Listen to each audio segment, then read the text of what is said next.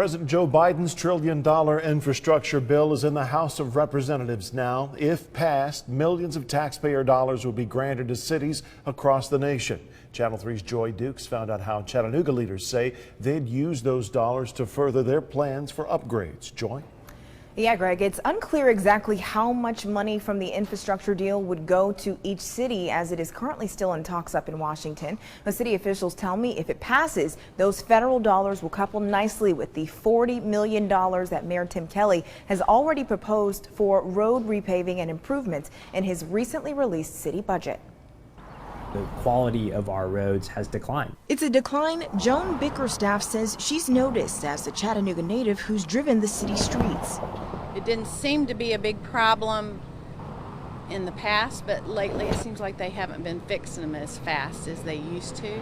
Potholes on roads are a problem. She's called 311 to report. On Germantown Road, it's really needs to be repaired by Brainerd Road. You have to look ahead and see what's coming. She's now hoping change is what's ahead, with Mayor Tim Kelly's plan to put $10 million toward improvements to roads in his newly proposed city budget.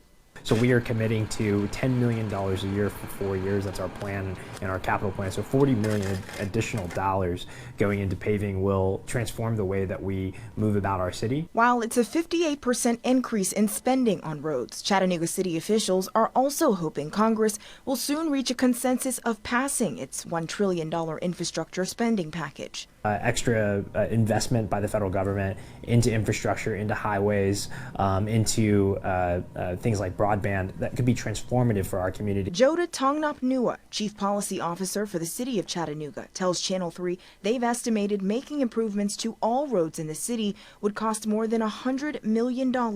We just don't have the funding for maintenance in many cases. More than twice the proposed spending amount for the next 4 years. And unfortunately, one of the challenges of working with a limited size budget is we can't do everything all at once. We're told the city will be releasing a general paving plan that will come with a schedule of when roads and bridges they've identified as concerning will be repaired. They say the transportation assets paving plan will be publicized in the coming months. The House is currently in recess, but expected to reconvene on August the 23rd to vote on that bill. For now, reporting live in the studio tonight, Joy Dukes, Channel 3 Eyewitness News.